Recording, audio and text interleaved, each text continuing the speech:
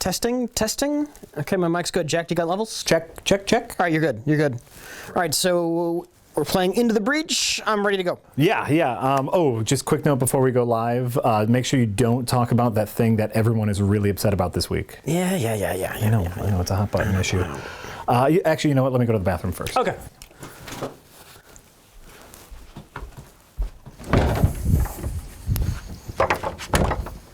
Oh, hi, Jack. Hey, Mike. Welcome to another episode of Best of the Worst. Oh, actually, I was just about to start a stream. What? Hey, did you notice the little red curtains here? Okay, I did. So tell me all about these curtains. Well, do you have any guess of what could be behind the red curtains? A very tiny one-act play. That's a very good guess, Jack, but you're wrong. Oh. Let me explain. As I open the tiny red curtains. Ta-da! That doesn't look like anything, Mike. Well, it looks like a bunch of VHS tapes.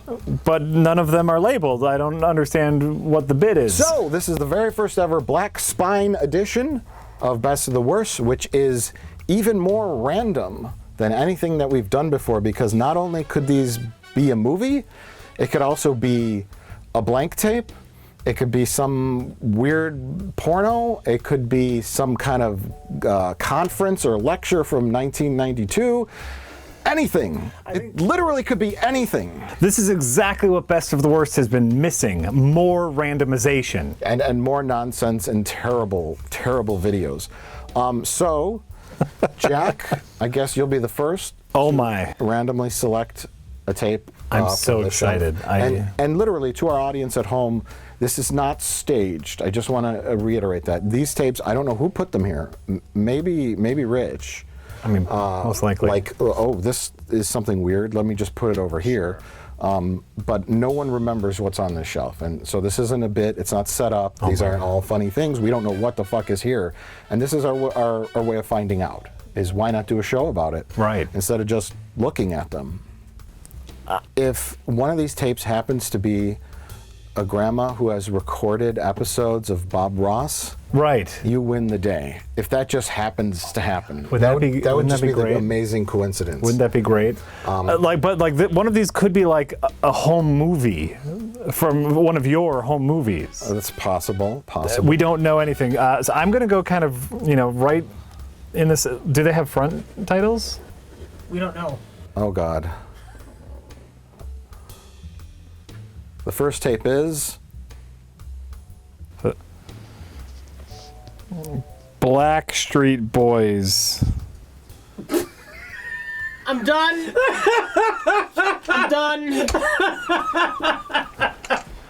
What's the Blackstreet Boys?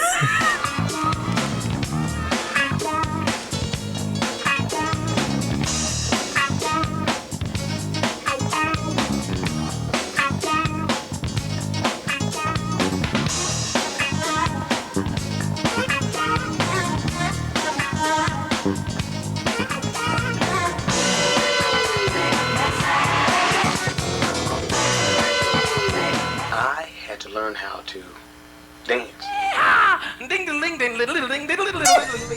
That's not what you cut to after you say that. So is this supposed to be like, whoever's watching this, they're under the assumption that you know who these people are? No, this is a tape introducing themselves. But they're doing a bad job of it. They're doing their best. That could be. This is, they do their comedy shows, Yeah. and they sell their tapes afterwards. I think this is more for getting gigs.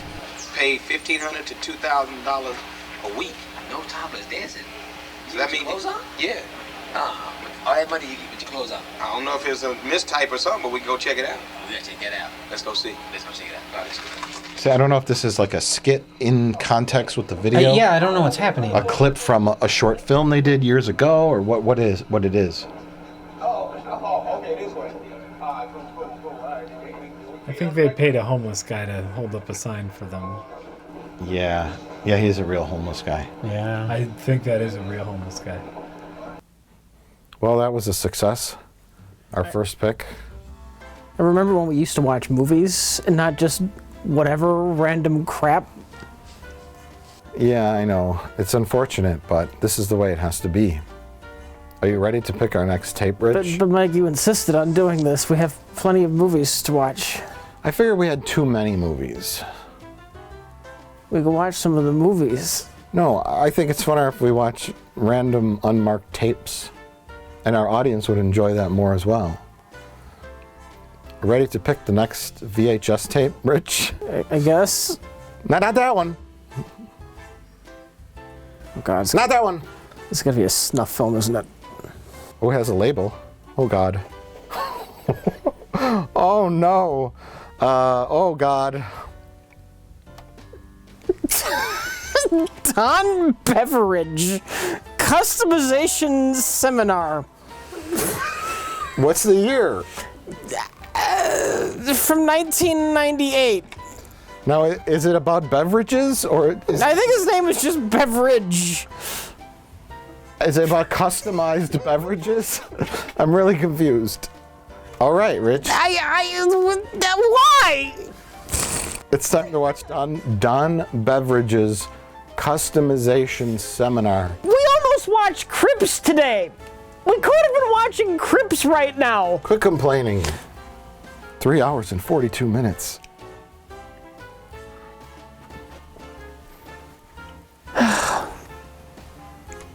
Said, you know, Michael, whatever you want to do with this episode. And he went out of his way. He said he wanted to make us suffer. It's just like he wanted to take everyone else down with him. This is Mike's 9/11.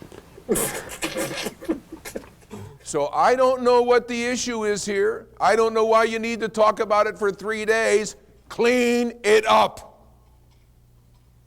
Watch. Watch. Told you I was consulting with Burger King for a long time, okay? I dropped that in there just for this presentation for one. I went out, for crying out loud. We've been on all the members of the restaurant. I said, sir, do you know we spent $42 million? Yeah. Do you know that people are pouring through that damn restaurant? I said, yeah. Do you know that 70% of the time the Whoppers serve cold? Yeah.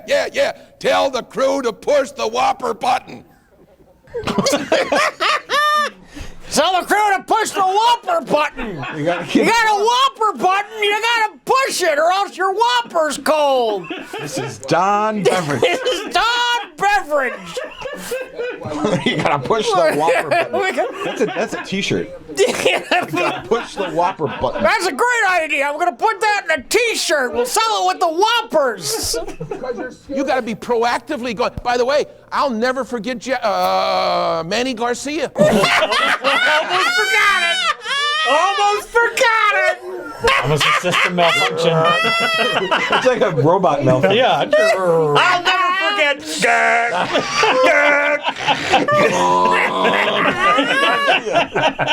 You rebooted. Don Beveridge, world's first secret android. 90% of all their printed literature dealing what they perceive to be decay or a deficiency of knowledge. No company has ever gone... DKEY minus the sum value of X multiplied by FUBU. Remember that, FUBU. Well, Don Beveridge sure does know how to throw a customization seminar. How many times have I said that before? So we gotta do a third one. Yes, right? typically we do 3. I was thinking of 6, but we'll stick to format. The first 2 were short. We could do way more. We could do 'em all. continue to watch all of these if we really wanted to. That's not a bad idea. We could leave. We could leave. All right, we'll do one more. Okay. And it's your pick, Jay. And your instinct says pick from the middle, but nobody has picked the end. I was going to pick this one, I think, because it is in a case. It's the only one in a case, which makes it special. So maybe the contents of the tape are also special. Let's see. Is there a front thing? No, there isn't. Okay. So this adds an extra layer. First I have to So much dramatically pull it out, and now I have to dramatically pull it out of the case. It's like opening a Wonka bar. Oh my God. What does it say? What does it say? Plymouth International Ice Spectacular. Oh, the word spectacular is in the title. It's another short one, though. All right. So we got that going, which is good. Let's go watch Plymouth International Ice Spectacular. All right, I'll meet you. I'll meet you over there. Okay. Okay. Don't run away! Oh, get back here! Come on, Rich, go! Run! Run! You fuckers! You fuckers!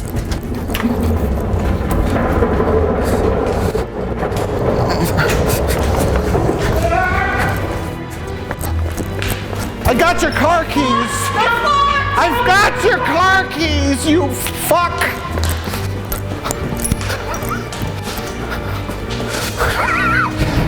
What's left to Rich? You think you can escape from me?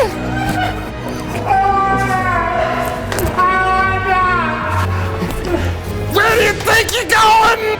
Planning for this highly organized ice spectacular begins. They're looking for sponsors. Yeah. It should be hosted by Down Beverage. Sanitary facilities. Sanitary facilities!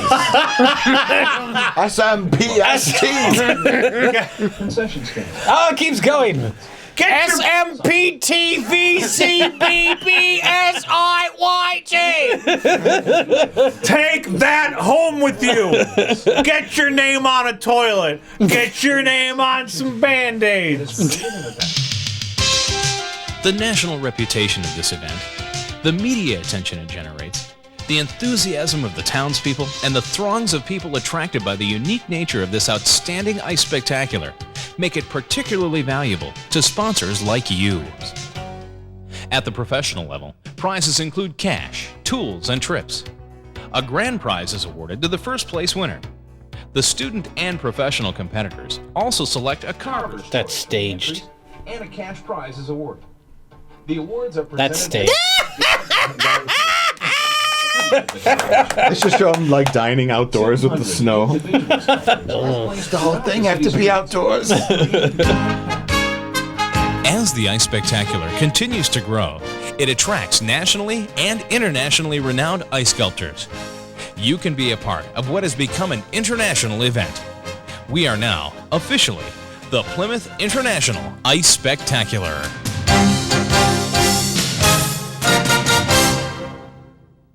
It says it was canceled a year later. Oh, I think that's the end now.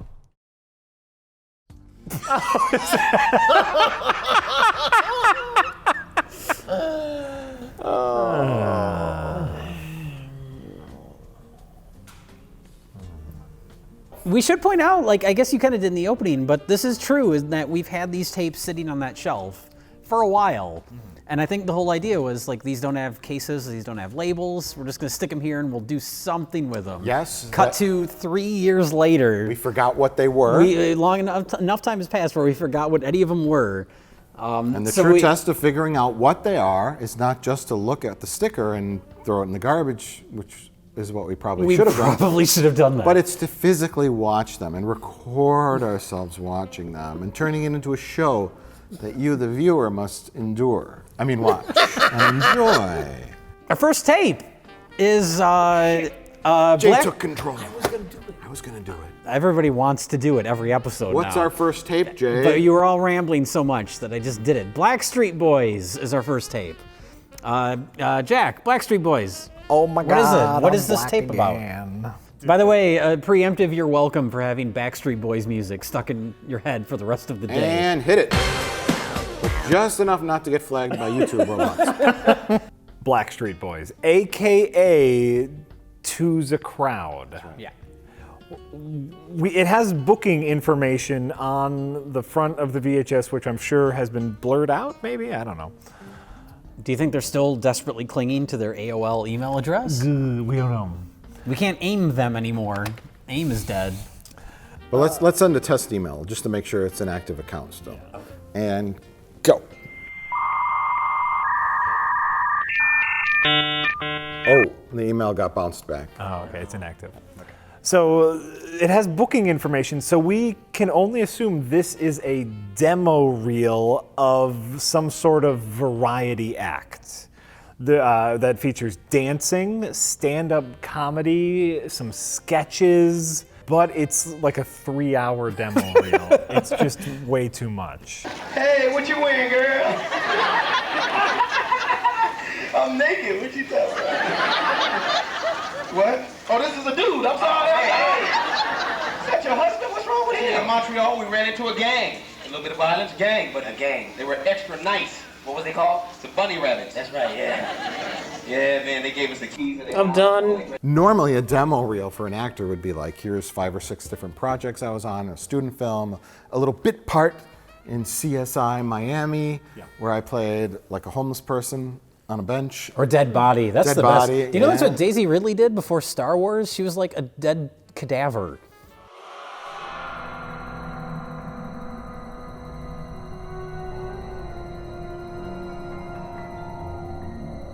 Lots of different projects that actor or actress has been in, and it's 3-minute stops. You do the best stuff up front. You kind of trail out with your crap, your student films, and then at the end you show your headshot and your contact info. 3 minutes, maybe 2. If it's really good, 1. Get in, you get out. But these guys had a little storyline going on, and the production quality was all over the map. The only thing that was legitimate was a TV show on Nickelodeon from the early 90s, which only Jay remembers fondly. Nobody remembers the show, but it was called Roundhouse. And the first time we see them dancing, I was like, that looks like the set to Roundhouse. You were right. And then it turns out it was actually Roundhouse. I was just thinking it looks similar, but it's so much higher production level than the rest of the video. Excuse me. Okay. Well, don't forget about the other little bit with high production quality where the nurse was so hot that she made the dead bodies get up. Oh, yeah. With a cameo appearance, we decided it's Charlize Theron because she refused to show her face out of embarrassment. Yeah. So we're like, that's probably a big name actress now. Turns out it was. We looked it up on IMDb. But we've had other jobs that weren't so successful. I mean, we did one job, we was the hospital guinea pigs. Let me take you there. Oh, no. Okay, so. Oh, God. This camera work is better. Yeah. Hey, she's like a dead man come alive. Oh, man. I got to I have didn't that. show her face. Nope. Oh, Whoa! oh, this is for a thing. This is for like a TV show. This is a little more produced. This is better produced, yeah. She does not want to show her face. So bad stand-up comedy, bad sketches, good dancing. Racist stand-up comedy. Oh, yes. They have all sorts of colorful characters that they do on stage. I tell you what, boss. I let you have a 6-pack for free if you can snatch it from behind. No problem. I thought these videos were supposed to be short. Hello, how are you doing today? Would you like a bag with that?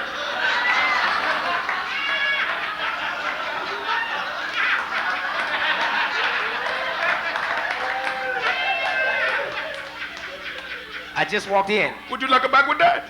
Oh. No, I believe that's supposed to be Indian. That's Indian, yeah. You've been harassing me and everything because you people come in all the time giving me a hard time. But if I were to say positive, they have incredible dancing talent. Yes, they're very good. And I say if this was 1992, and I can tell them a message, focus on the dancing.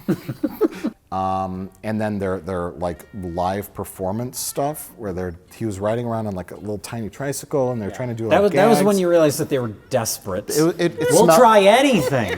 It smelled of desperation. They're at like the state fair in Ottawa, Canada.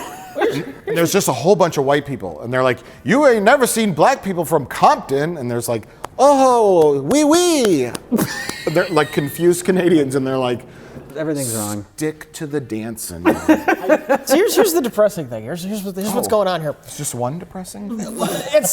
It's like a slow fall. This videotape, it's like the House of Usher where it just collapses over time because we see a date in this. when they're doing the street performing, it's 2002. Yes. On a camera that looks like it was from the early 90s. But it's 2002. We know that the nice-looking dancing, that's a show that aired in the early 90s. The early 90s was Roundhouse, yeah. And that stuff looked really nice. Yeah. So what we see here is, early on, nice production value, good dancing, TV show. Then we're at the TV show. We're at some student films now. Quality student films. Now we're doing a shitty stand-up. Right. Oh, now we can't get booked in any clubs. Now we're just on the fucking street. The height of their success, they look like they're between 16 and 18, and the low point of their success, they're 25 to 30, and they're street hustling Canadians. And it's like, ooh, I don't want to book these guys. Yeah. And that's not the reaction you want from a demo reel. To be fair, I can't imagine there's much upward movement in the world of b-boy dancing. To be state fair. Shit, dog. In Ottawa. All right, you ready? All right, here we go. For the good stuff, now this is the uncut version. Oh, right in your face. Straight out of Compton, L.A. Hardcore. Just in your face, NWA style. Hey, what? Hey, what? Hey. Look at stupid mother. You can suck my beep, you stupid beep. I'll slap the beep out of you, dumb mother. Beep. I'll bite your nose off like Mike Tyson, you stupid mother. Beep. Shut the beep up. I got you. Stupid beep. Yeah. Just dance. This is like embarrassing.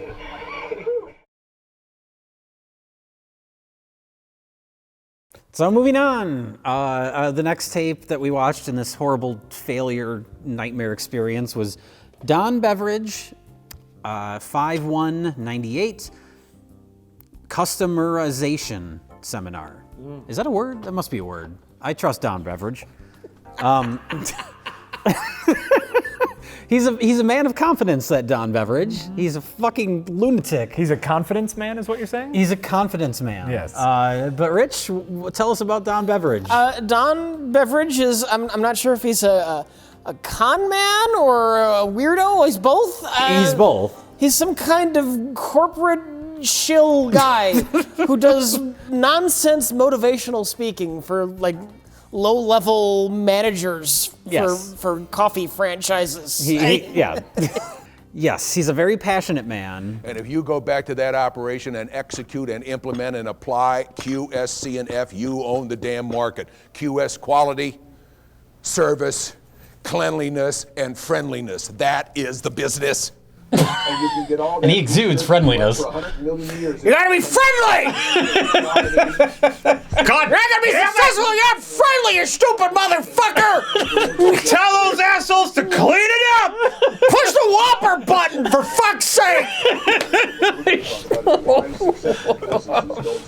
He looks so friendly there. I think you had pointed out that it feels like he's doing the motivational speaking in an environment where he should be giving advice about how to run your business and be successful. It's like a weird contradiction. You cannot sustain a competitive advantage in product or price.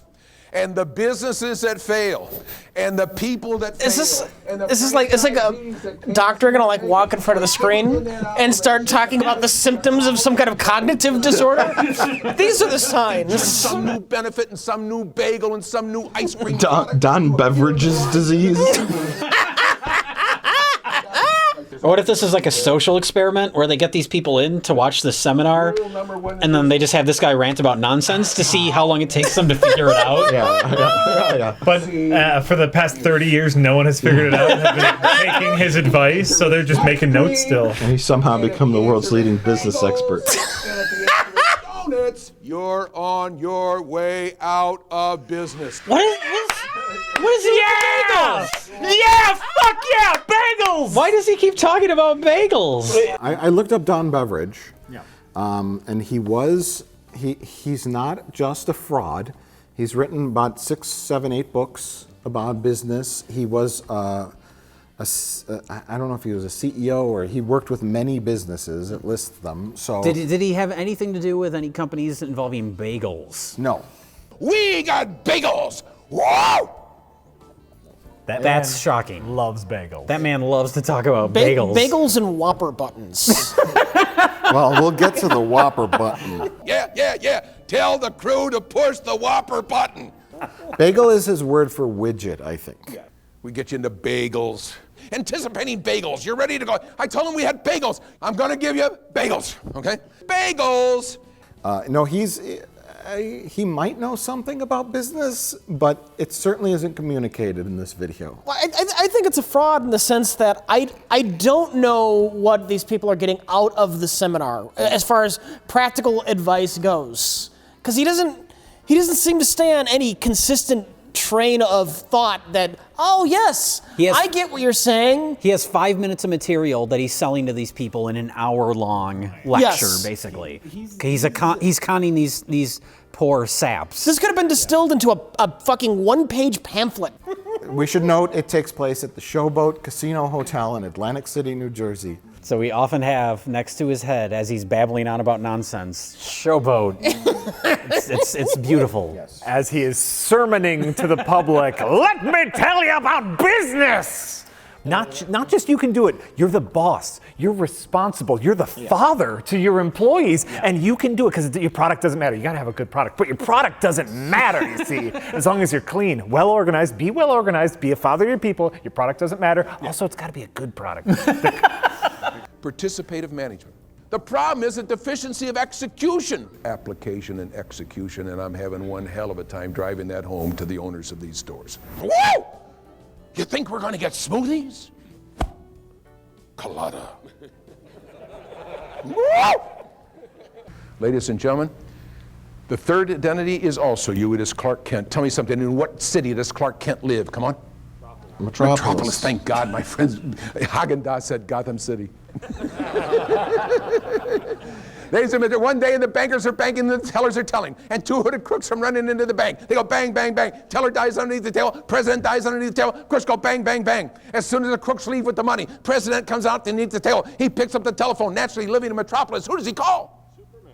Clark Kent, they're robbing the bank, What? Why would you call Clark Kent? Over here, mild-mannered reporter Clark Kent picks up the telephone. He says, Clark Kent here. He said, they're robbing the bank. He says, I'll see if I can get a hold of Superman. He dashes into the nearest telephone booth. That's not how it works. He got this big red S. He's not a comic book expert. No, apparently. I want to know where this analogy goes, though. Big red S, and he's got them silly-looking blue tights.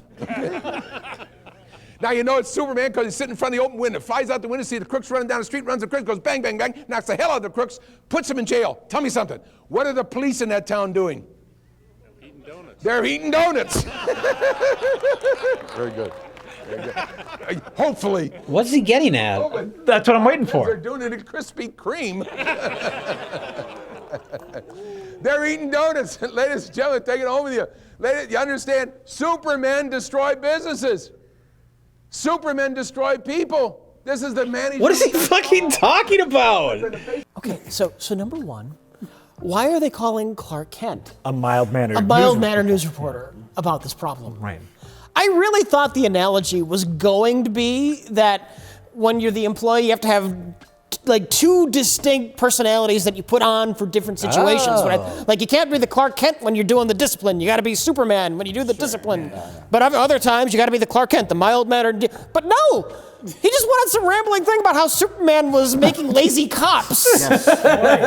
Cops were eating the donuts. They were busy eating the donuts. He had many acronyms, many analogies, many metaphors, and none of it made any sense. Right. I said, why? He said, we spent $42 million. The people are pouring through the damn restaurant. And we found out we got 3 major problems. I said, my God, what are they? He said, number one, 70% of the time the Whopper is served cold. I said, you are? Yeah. He said, I'm going to bring in all the members of the managers of the There's too many people. Don't cook the Whoppers. Don't push the Whopper button.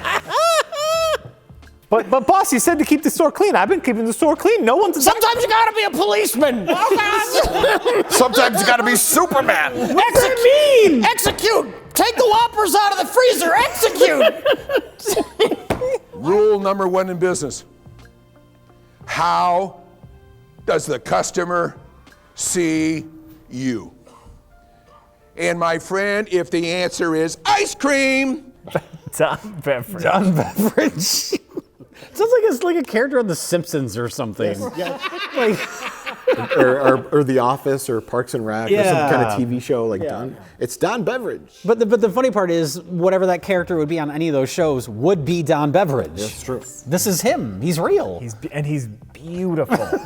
And he knows all the motions. He knows what a motivational speaker is supposed to sound like. How does the customer see you? My friend, when those people come through that damn door and when you advertise and when you market. Every person there went there just to hit the tables and the slot machines after it was over. We're leaving. Thanks, Don. Roll them bones. They lost all their money for their small business. Here's the deed to my Dunkin' Donuts. That was another strategy, because now they have to work much harder to earn it back. Don looks over their shoulder. That was a bad business investment. We got bagels! Whoa! So moving on to our third tape, our final tape of this Black Spine collection series. The greatest idea. The first and last in its series. We're going to do it again. Was Plymouth International Ice Spectacular. Well, this is a tape from a small town in Michigan, I think, that has an ice sculpting competition every year. And this tape is meant for corporate sponsors so they can choose to donate money to sponsor. Whether you choose to sponsor a specific sculpture, one of the many events during the week of the spectacular, a single sign or multiple signage in conjunction with the ice sculptures. An event about people sculpting ice and get some advertising in to this event. It features people sculpting ice with chainsaws.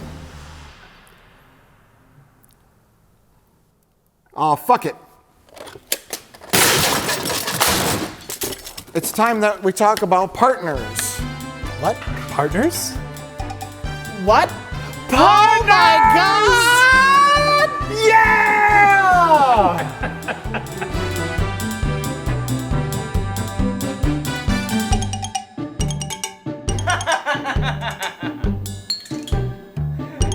I'm throwing the whole Black Spine thing in the garbage. This is now a spotlight episode. Surprise! We're done talking about these terrible tapes that we watched in our Black Spine edition, and we watched one of our favorite B movies of all time, a film called Partners, which is in our secret B movie vault. Like the Disney Vault, but for terrible movies that no one should ever watch. Yes, kind of like Suburban Sasquatch, a film that we've watched collectively many times before and enjoyed. We've been sitting on this, waiting for the right moment to spring Partners on the world, just the right, perfect moment, and instead we just did it because we were too bored with the other shit we were watching. Yeah. So you're done. You know, I don't know what I'd do without you, Bartolo. I'm just trying to support Now we're focused on the void between two people. That's the center of the scene. They're walking too fast for him. Oh my God! Oh my God! Oh, the montage. Oh shit! The drug-tage. I remember this. Okay, so how did we discover Partners? Well, about 6 to 14 years ago, Somewhere in there. somewhere in there, someone sent us Partners. And this person claimed to have been a student of the director, who was a film professor. The director of Partners was a film professor. Yes. They taught at a film school? Yes. About how to make movies. Yes. Okay. That's the least unbelievable part of the story. And the director talked up the film quite a bit. He referenced Heat as a film that's an equivalency of Partners.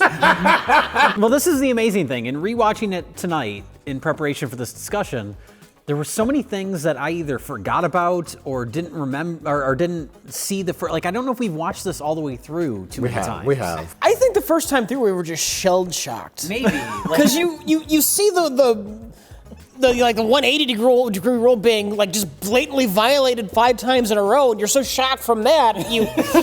It's violated in a way where you have to wonder if it's intentional. Like, is this a guy like I'm gonna break all the rules as a filmmaker? I'm fucking dead tired, and all you want to talk about is the same shit that we always fight about. You know what your daughter asked me tonight? They're crossing the line. Oh, they're crossing the 180 line. Oh, sure. And it's very upsetting. And his Oh my God! Now he changed positions completely. oh my. They cut back and he's doing a headstand. Fuck you. Hey, I'm sorry, babe. Hey, by the way, he got up. Don't worry about it. Wasn't he on that couch? He got up from the far side of the couch, but somehow appeared on the other He side. walked around the room for some reason. Time travel. Well, this is the thing, is like now we've established that we think the movie's bad. We've enjoyed it over the years. This is the point where we would normally say, so let's talk about the story. But I have no idea what the fuck this movie's about. It's a cop movie, and that's it. I think I know what it's about. Your head's gonna twist all the way around. You should be like a politician with that kind. I think I'm gonna pass that bill. All right, there's a new hipster crime lord in town, and he wants to take over from the old crime lords, and so he has them murdered, and now he's the new big crime lord, and so the cops try to take him down, and then they do. And then they realize And the then they movie was realize too the short. movie's too short. So now, oh no, wait, there was a guy who was behind him who was the real crime lord, and then he's murdered off camera by the hipster crime lord, who actually isn't dead, even though we saw him get shot. Because the movie was too short. Because and so the they movie made was more too scenes. short. No, because he hired his own EMT, an ambulance driver. Johnny. What? Who? Johnny. He's still alive? Hey, Jen. Pashkin. What the fuck? What's the matter? Never seen a ghost before? How are you? How am I still alive? It's a funny story. You know, you never can trust anybody these days, can ya? Can you? That's why I hired my own EMT and ambulance to get me out of there.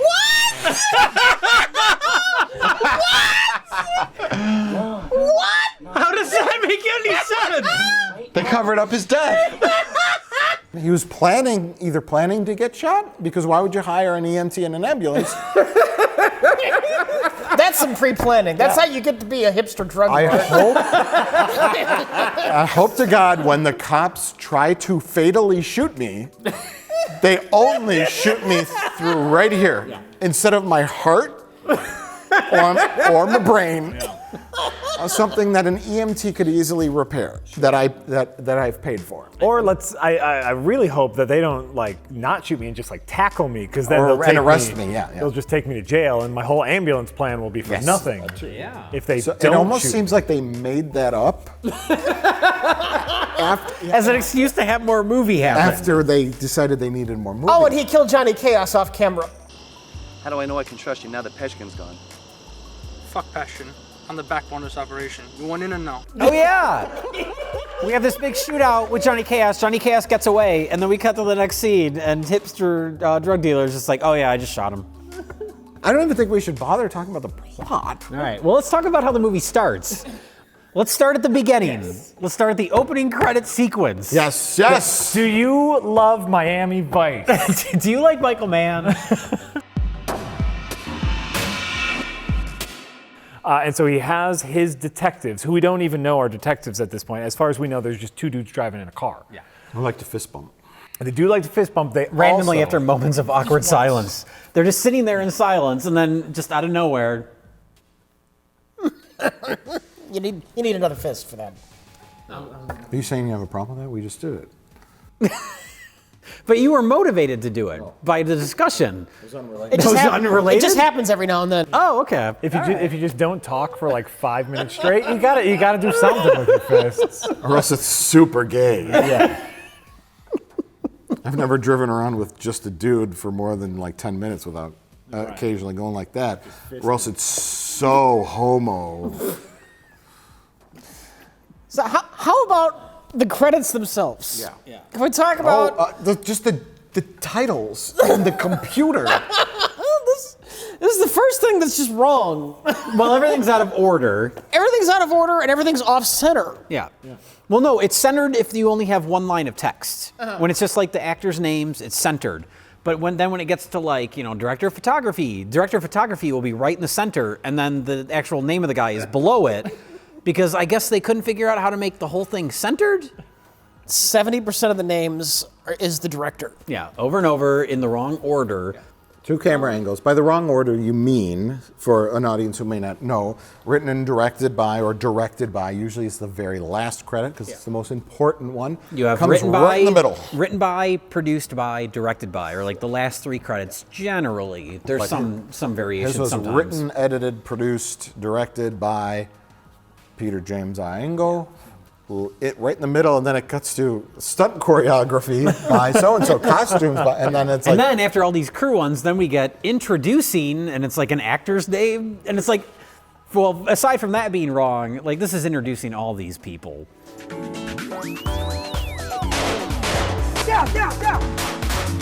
Oh, what? Whoa, what happened? We're all over the place. They're both shooting at the same person, I guess. What? Because they're shooting in the same direction. Oh, this music doesn't fit, also. It's a gift that keeps on giving. It's like you see it, and I've seen this maybe 3 or 4 times now. New things every time. Yes, New yes. things. And it's a joy. Yeah. Opening scene. We have cop. With an upside down badge. Oh, yeah. 5 minutes of driving. Okay, so now what does all that tension lead up to? And hard cut to something awkward. Oh. Why even fade out then? Oh. God, what was There was that? like a triple exposure with like other videos. Please, no comment. What do we got, Sarge? Right now, we got this gentleman shot in the head. This badge is upside down.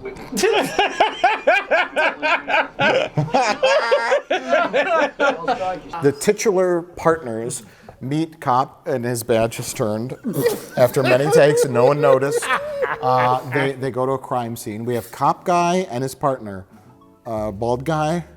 Bald guy and nice hair? Nice hair man. They go to a crime scene and there's a body there. And that leads them behind generic caution tape. Caution tape. But actually, before you go too far in this, we're on the first scene. Exactly.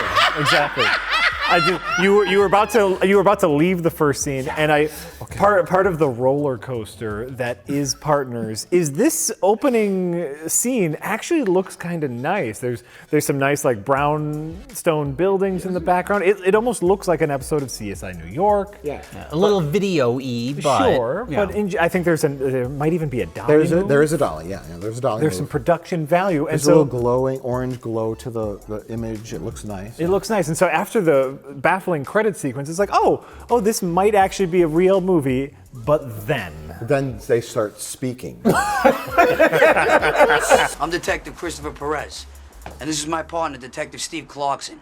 Any idea why you were just a target of a drive-by? After he pokes the guy with his pen, they go to the police station, aka my dentist's office, and talk about their next move. On the wings of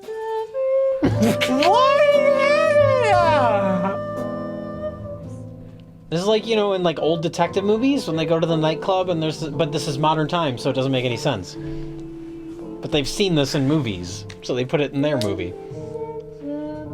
We get to the first, I'm going to say like the first scene, the first sequence where we knew that this was something very special. The drive-by shooting. The drive-by shooting sequence, of course, because Sunshine, whatever her name is, had a relationship with the dead guy.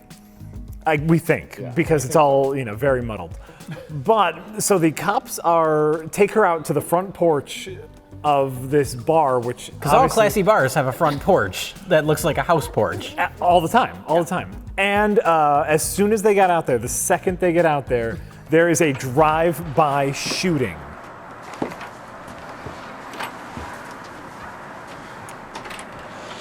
Oh no! Look out! How are you? What is going on? Whoa! I'm Detective Christopher Perez. What? And this is my partner. You just got shot at! Why are you so calm? It happens every night, Rich. Well, the awkward editing around it, too, where you don't know who's shooting at what, and then it's just over, and everybody acts like it never happened. Our cops don't run out. Did you get the license plate? Call for backup. No, just they shoot back a couple times. Okay, so what we're talking about? Anyway. You know this man? Oh my God, Peter! What happened to him? So that's what we're trying to figure out. Were you two seeing each other? And to be fair, like there's even so much just in the drive-by scene because I am 99% sure that the cop shoots first.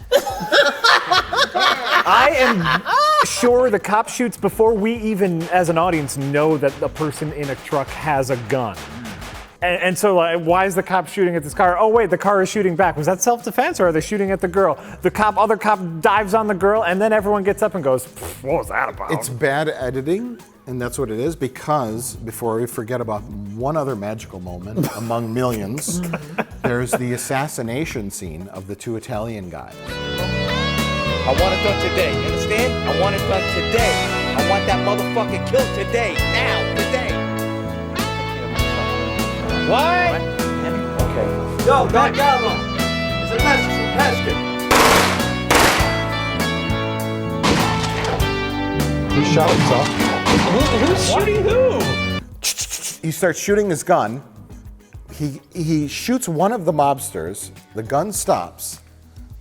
One of the assassination targets takes out his gun, fires it, and then shoots himself in the chest.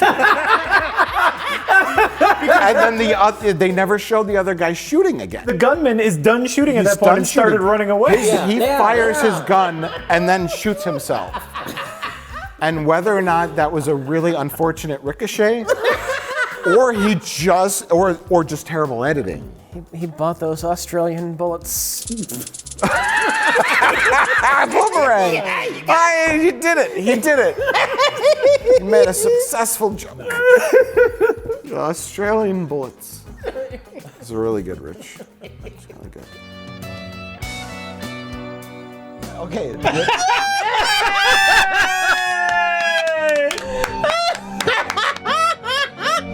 Baby likes his flower.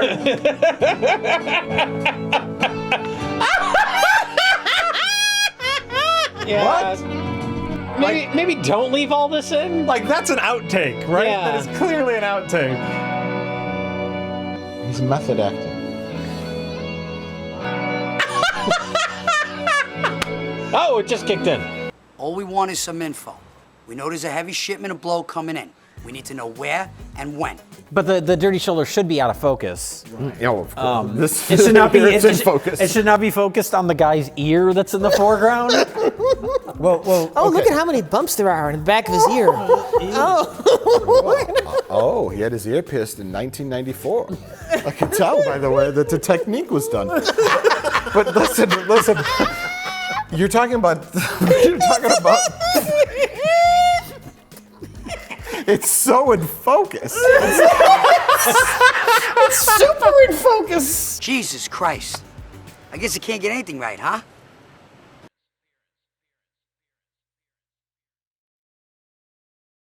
Wait. You're talking about spatial relations and amount of room. I just real quickly, I wanted to bring up the first interrogation scene with hipster coke dealer guy. Oh God. Where their set was 4 feet of drywall and a conduit of metal, a pipe, an electrical conduit, and that's all they had to work with. And so they show the guy, and he's like, "Okay, we have 4 feet of drywall. Sit down here and say all your crazy lines, and now we're gonna get all the shots of the detectives, but they're like this." Close-ups. The best part about that scene, though, was the desk lamp. Oh yeah.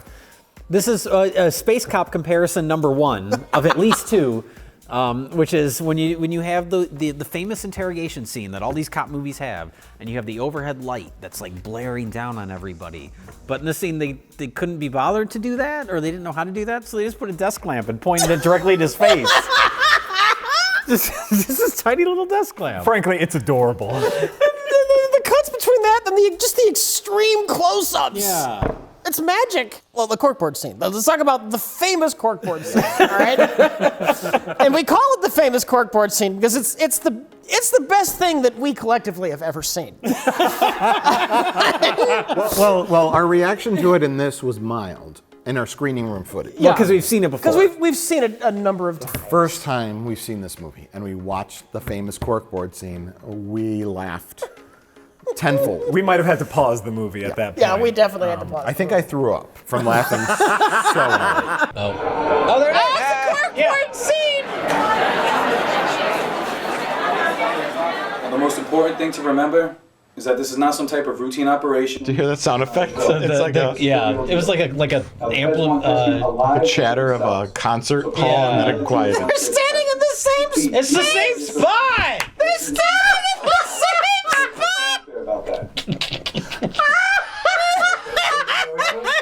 The corkboard scene starts off. It's a briefing scene, and we know this not because the camera shows us a crowd, but because we hear crowd noises obviously put in after the fact. Not like if it's a briefing room where you have cops, not like general chatter of cops. It's like an auditorium of people making noise. It's like a circus crowd sound effect. It's like you hear an elephant. Children clapping. It's the completely wrong sound effect because it just shows the two guys or the one guy. No, we see the one guy. Yeah, and it's like. And he's standing in front of a corkboard with one piece of paper on it that says Department of Buildings. Department of Buildings. We love this scene so much. We have the corkboard in Space Cop. Yeah. Space Cop! There's a couple different scenes where we have a cop with hair on the phone. It's always him, right? It's always him. It's always him. He's on the phone, and I guess they forgot to film the other end of the conversation, or they couldn't be bothered to. And it means Peter didn't die for nothing either. I have to call my partner. What's going on? Oh no, they did it again! No chance. What? Some kind of tape. He cut a deal with the feds. It's got See, that's what you do, you cut away! It's everything. Or you just shoot the other part of the scene. So he talks, and then they just do a dissolve to his next line of dialogue. Clarkson, Sunshine? Sunshine, are you okay? Okay, all right, just hang on. I'll be right there, okay? Just hang on. Right, and it's not like they do something called jump cuts when you're trying to show a progression of a long period of time. It's kind of the same shot, but you kind of jump edit Sure. to show that a long period of time. But he fade cuts to make it look like it's a different version of Hair Cop coming from the past or the future, and their phase alignment isn't quite in sync. Yeah. Or they forgot to shoot the other side of the conversation. And one of those memorable scenes took place when he goes and visits Sunshine at her house, and for some reason Sunshine has wedding photos of strangers. Oh yeah, in her house. On her wall, yeah. They didn't just film in someone else's house and not bother to take down their wedding pictures. Which are clearly in the shot. Yeah. Come in the front door. Oh, there's wedding photos of a strange couple on your wall? Right there in the center of your shot? Maybe we should take those down. Oh, I didn't notice them. Maybe she just really loves those people. Maybe her parents. Maybe she's like a hipster, and it's an ironic thing. She found them in a thrift store. And she thought they were funny. Yeah, it's possible. Yeah. We don't know that much about her character besides because she's in the movie for like 5 minutes. That's true. And also the main love interest. Yeah. And half the time she's out of focus. We learn more about Kingpin's girlfriend, who turns out to be a secret cop. Once they realized they didn't have enough movie. Who has a horrible past of drug addiction. I grew up in Miami, and trust me, a bad part of Miami. Most of my life was drugs. I was an addict. Really? Yeah. who took a job as an undercover cop working with a drug lord who had to snort cocaine while in rehab for a cocaine addiction. That was her therapy. That's how she got over it, by doing a bunch of cocaine while she was making amends. But doing it for good. She was doing it for justice. I'll do cocaine for the right reasons this time. Jay, why don't you tell our audience what dead pixels are? Well, that's when the image isn't working anymore, because an image is just a ton of pixels, and you have one of them that just goes out. But that was one camera of maybe 6. There's one with really good depth of field where and it had that orange glow. They set up light, and it looked like it looked good. It looked like a scene. It looked like a scene. It looks like a scene from a film. Characters in focus. You have a nice soft background, and then they cut. And the one scene that sticks out to me is the introductory scene of hipster cocaine villain, where he's in Grandpa's office. And Grandpa has... Literally Grandpa's office. It's literally Grandpa's office because there's a framed, like, World War II is over. Like news clipping, yeah. Yes, yeah, a news clipping. There's a bear rug on the wall. He has, like, World War I statues on the thing. This is Grandpa's rec room. No, that's the drug dealer's room. You can tell because the drug dealer's in there. He's in there. He's really into World War II memorial. That blends with his character as a crazy drug dealer. He's really into World War II. Yeah, he lived in the house that had the grandma mirrors. He's really into World War II memorabilia. Yeah. We cut to that scene and it's like... It's completely out of focus. There's the dead pixels that you can really see because of the giant black bear on the wall. That weird ass bear too. That almost deserves its own special notice, doesn't it? Just a big bear skin. Do you need your oxygen tank? I have a theory. Peter James IENGO, he taught film, and it was more film theory. I, as Peter James IENGO, don't know anything about the technical side of making a movie. I'm going to hire one of my students to help. Oh, that student had to leave. And he took his camera. I'm going to have this student help. This student doesn't quite know how to focus his camera, which is older than the other one. He had to leave. This other guy's going to come in and help. You know what I mean? That makes sense. Yeah. Where it's like, but he's relying on other people with limited experience to kind of help cobble his Frankenstein's monster of a movie together. And they're all kind of like on the adequate or below adequate technical proficiency level. I'm giving him the benefit of the doubt. Sure. With as far as the technical aspects. The technical aspects. Because yeah, you're sitting there and you're watching an entire scene that's out of focus. Yes. And you're like, okay, he's not sitting there behind the camera going, when he's sitting there behind the camera in those other scenes that are beautifully shot and in focus. I wouldn't go so far as to say beautifully shot, but they're competently shot. Relatively speaking, they look amazing. Thank you. Relatively speaking to the complete out of focus, like I'm on a soccer mom camera. Graded on what we're going to call the IENGO curve. The one interesting note in this movie is with other low budget movies of this caliber, no pun intended, the gunshots are almost always your plastic toy guns with a fake muzzle flash. Yeah. But here they were really using blanks. Y'all get the fuck in the car!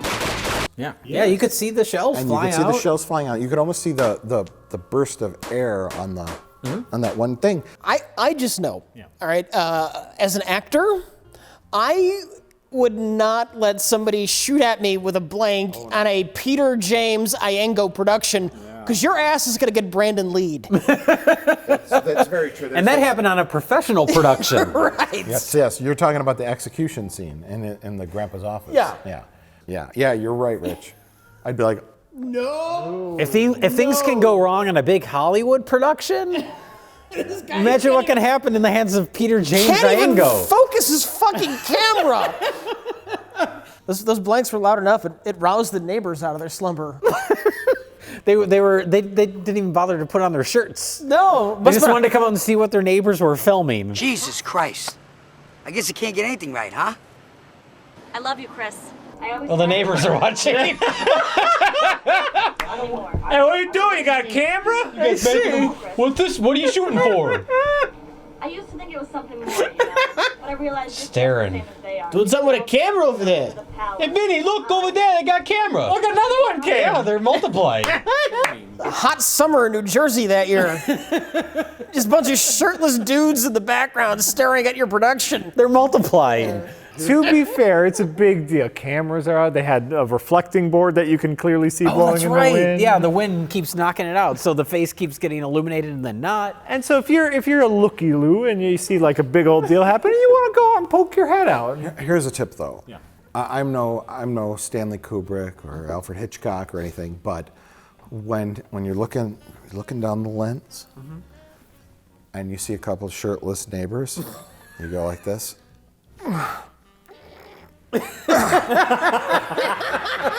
Or as an alternate, you go. Or can you guys move? Wait. Or as an alternate, you could look down the lens. I made a tremendous assumption that they were looking at the shots they were filming. They were looking. Then you're right, as opposed to like. But we have to assume that he glanced at the lens at one point. I don't make that assumption. We have to assume. I don't make that assumption. How can you watch this movie and make that assumption? That is outrageous. Because even though it's not in focus, generally the camera is pointed somewhat in the direction of whoever's talking. Well, speaking of people in the background, we have to talk about the special cameo appearance. The opening credits say special appearance by, it should say special appearance by the script supervisor.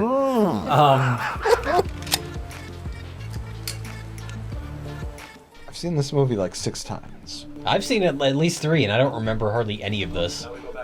Who's that? That was a script supervisor. That was a script, right? Yeah. Oh my God. Oh, now she's gone. She realized she was in shot. She ran away. Yeah. That's so there she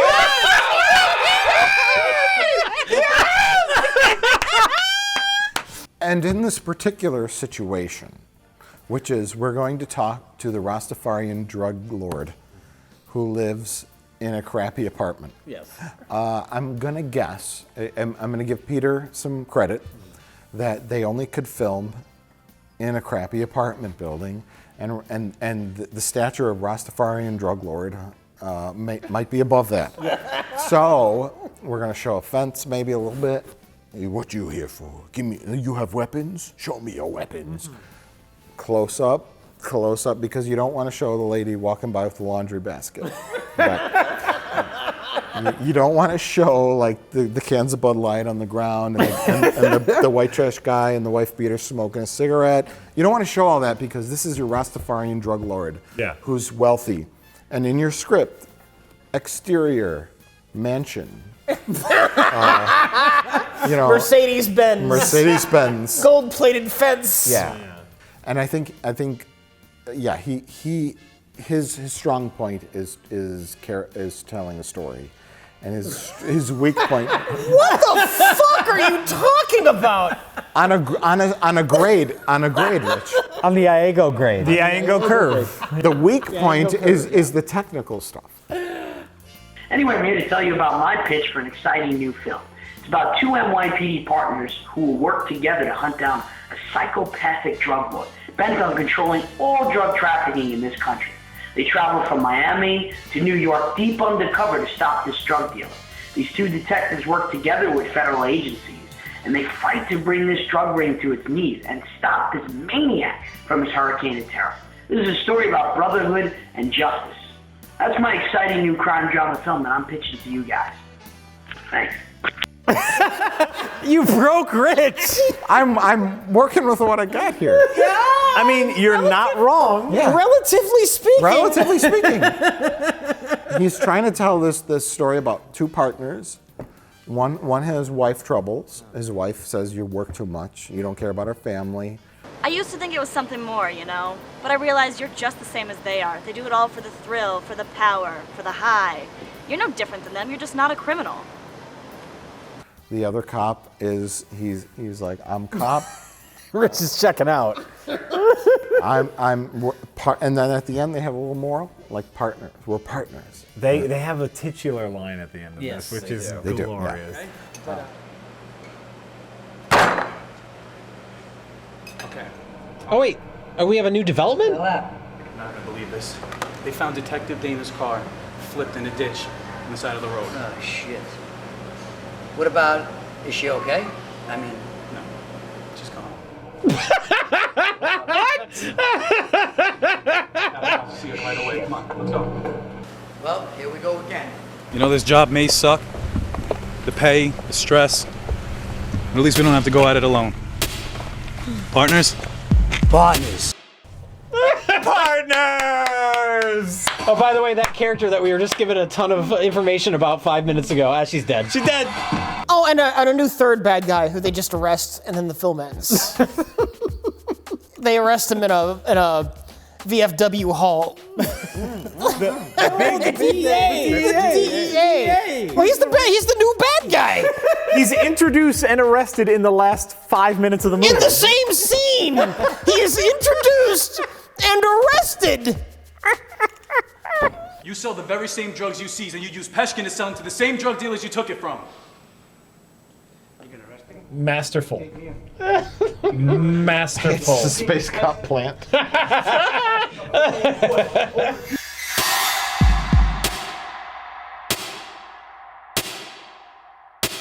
You think you're doing this community a favor tonight by taking me in?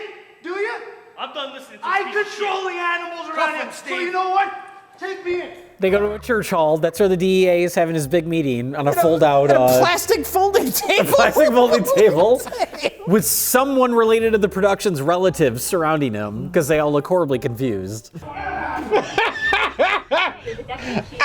not free, Oh God! Are you fucking serious? No! The lower thirds are in the viewfinder? Yes, they are. Franklin is believed to be That- a criminal. Like airing on TV too, just be her chin. The titles are outside of the title safe area. And they faded out faster than her shot did.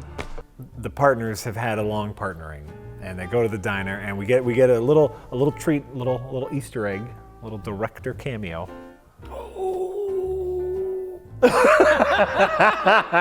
That's when that happens? Yeah, it's at the very end of the movie. It's the last scene of the movie. Well, it was obvious that this was a director cameo. Yes. Well, it was blatantly obvious, but we had to. Because there was a zoom in. It's me. Oh, Well, and he's it's wearing a T-shirt that's clearly a reference to something. to some other thing he was involved with. He pulls the paper down. It's me. Who the fuck are you? It's the epitome of what makes a good bad movie. The clueless director. The clueless director and a film that keeps on giving. And that is Partners. There's so much. Probably so much giving. So much giving. Probably so much yet to discover. We'll probably be able to hear Grandpa snoring in the background next time. Patience, Johnny. Patience. We love this film. Yes. And we love it in a bad movie kind of way. And we encourage everyone who's watching this program right now to find their copy of Partners. It's still available on DVD for about 5 minutes until this video goes up, and then it's not anymore. Expect exorbitant prices. It's worth it. It's worth it. And Peter IENGO is still working. We actually looked him up. He has a movie on Amazon Prime now that it looks like a movie. Oh, looks competent. Yes. Yeah, we're like, okay, this is a movie. We did, to be fair, we scrubbed through it a little bit. We didn't have time to watch the full movie. I'm sure the movie's terrible, but it looks like a movie. If Peter IENGO has any sense, he has done his best to scrub any trace of this movie. Guess what, Pete? Start making copies. You're gonna have some orders soon. It's going in the B-Movie Hall of Fame. Just accept that fate and make a buck off it Try to, at this point. Yeah. Yeah. Yes. Hey, Ma, we got I'm just doing generic. Hey, I'm a guy. I'm from New York. Hey, suck my balls. Hey, suck my balls, Ma. I'm from Jersey. Shut up, Ma. Look, we got to get those Crates of Partners DVDs out of the basement. They're worth a fortune, Ma. Shut up. I know you're using them to hold the trailer up, but Ma, buy you a new trailer. Partners. Oh, actually, shit. I gotta go. I forgot something. Oh. What did he forget? Where's he going? Hey, Rich. Ooh, that was a long bathroom break. Yeah, I'm back. All right. All right, let's get going.